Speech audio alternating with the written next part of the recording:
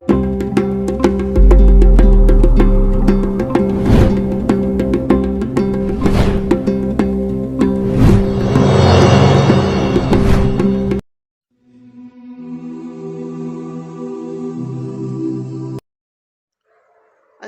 گرامی، السلام علیکم ورحمۃ اللہ وبرکاتہ۔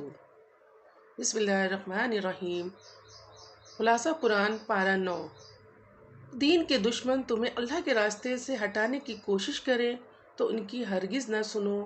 یاد رکھو سب سے بڑی نعمت ہے اللہ کا دین اسلام۔ تم کو کفر کے بجائے اسلام کا راستہ مل گیا، اس راستے کو کبھی نہ چھوڑنا۔ اللہ پر بھروسہ رکھو، اس سے مدد مانگو۔ لوگ تمہیں طرح طرح سے ڈرائیں گے، ان کی باتوں پر کان نہ دھرنا۔ پوری خیر خواہی کے ساتھ اللہ کا پیغام پہنچاتے رہو۔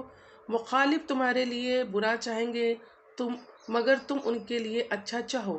تنگی اور مصیبت میں عاجزی کے ساتھ اللہ کی طرف رجوع کرو۔ حالات اچھے ہو جائیں تو بھی اپنے رب کو یاد کرو۔ تمہارے ایمان کی سچائی میں کبھی فرق نہ آئے۔ اللہ کی ناراضگی سے بچنے کی فکر کرو۔ اللہ کی طرف سے کبھی بے خوف نہ رہو۔ اللہ تمہارے لیے آسمان اور زمین کی برکتوں کے دروازے کھول دے گا۔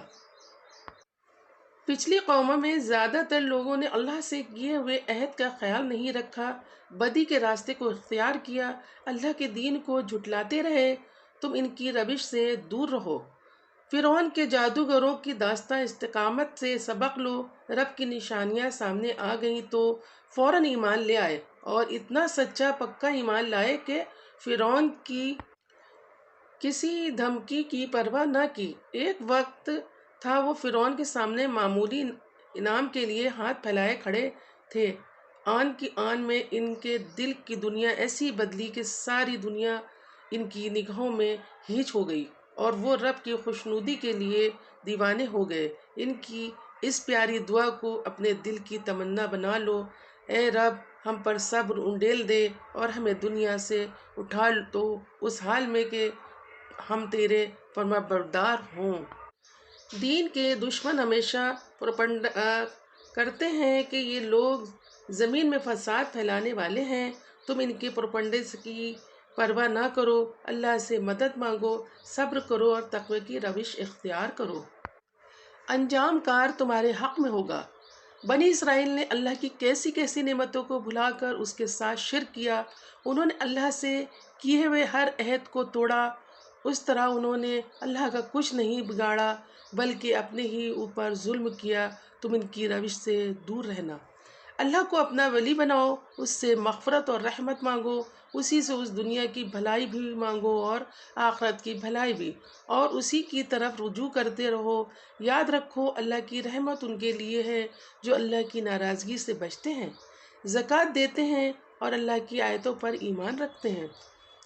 نبی کی پیروی کرو، وہ بھلائی کا حکم دیتے اور برائی سے روکتے۔ انہوں نے پاک چیزیں حلال کی اور ناپاک چیزیں حرام کی، انسانوں پر لدے ہوئے بوجھ اتارے اور ان کی بیڑیاں کھولیں۔ تم ان پر ایمان لاؤ، ان کی حمایت و نصرت کے لیے کمر بستہ رہو، ان کے مشن کو جاری رکھو اور اس روشنی کو اختیار کرو جو ان کے ساتھ نازل کی گئی۔ تمہارے درمیان جو لوگ برائی کا راستہ اختیار کریں انہیں سمجھاؤ، ان کی ہٹ دھرمی دیکھ کر مایوس نہ ہو، ان کو سمجھاتے رہو۔ رب کے حضور اپنی معذرت پیش کرنے کے لیے بھی اور اس امید پر بھی کہ وہ ہو سکتا ہے کہ یہ لوگ تمہاری نصیحتوں سے سدھر جائیں۔ تم کو اللہ کی کتاب ملی ہے، اس کا پورا پورا حق ادا کرو۔ اللہ سے جھوٹی امیدیں باندھ کر اس دنیا کی رنگینوں سے میں گرفتار مت ہو جاؤ۔ یاد رکھو آخرت دنیا سے بہت بہتر ہے، لیکن وہ ان کے لیے ہے جو اللہ کی ناراضگی سے بچتے ہیں، اللہ کی کتاب پر مضبوطی سے قائم رہتے ہیں، نماز قائم کرتے ہیں اور اچھائی کے کام کرتے ہیں۔ تمہارے رب نے تمہاری فطرت میں توحید کا عہد و وحدت کیا ہوا ہے، اس عہد کو کبھی نہ بھولو۔ توحید تمہاری فطرت کی آواز ہے، اس آواز کو دبنے مت دو۔ ہم نے تمہیں اپنی آیتیں دی ہیں تاکہ تم کو بلندی عطا ہو۔ اگر ان آیتوں سے غافل ہوئے تو شیطان تمہیں اپنے قابو میں کر لے گا اور گمراہ کر دے گا۔ ان آیتوں کو مشعل راہ بناؤ، اگر اپنی خواہشات پر چلو تو پستی میں گرتے چلے جاؤ گے۔ اس وقت تمہاری مثال اس کتے کی سی ہو جائے گی جو ہمیشہ ہانپتا رہتا ہے۔ اللہ ہی کے لیے بہترین نام ہیں، ان کو اچھے ناموں سے پکارو۔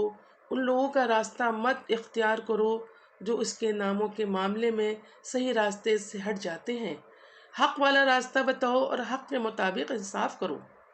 آسمانوں اور زمین کے انتظام پر، اللہ کی عجائب خلقت پر غور کرو، آخرت کو ہمیشہ سامنے رکھو، درگزر کا طریقہ اختیار کرو، نیکیوں کی نصیحت کرو، نادانوں سے مت الجھو۔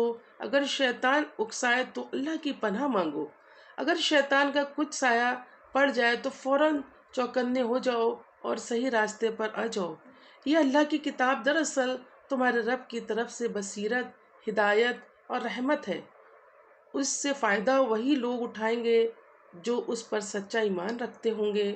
جب تمہارے سامنے قرآن پڑھا جائے تو توجہ سے سنو، اپنے رب کو عاجزی اور خوف کے ساتھ صبح و شام یاد کرو، کبھی دل ہی میں اور کبھی ہلکی آواز سے، اور غفلت کو اپنے قریب مت پھٹکنے دو۔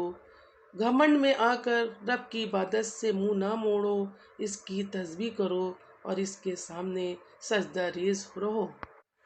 الانفال۔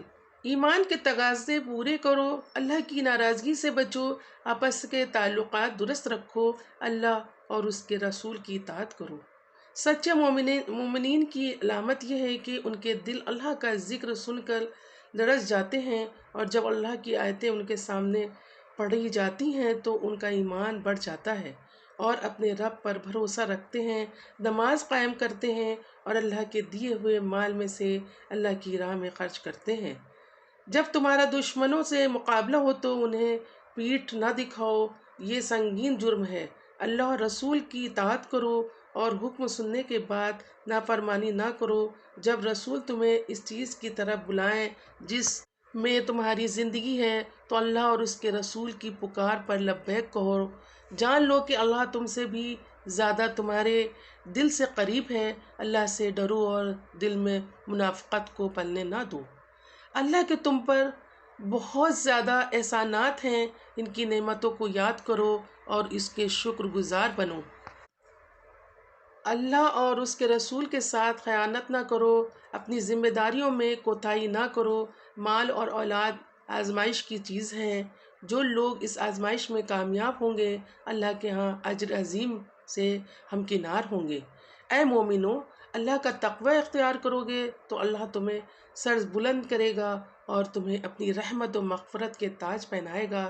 تمہارا رب بہت مہربان ہے۔ اللہ تعالی ہم سب کو قرآن پڑھنے، اس کو سمجھنے اور اس پر عمل کرنے کی توفیق عطا فرمائے، آمین۔ اللہ اس کی برکتوں سے ہمارے شہر اور ملک کے حالات تبدیل فرمائے، آمین۔ وآخر دعوانا ان الحمد للہ رب العالمین۔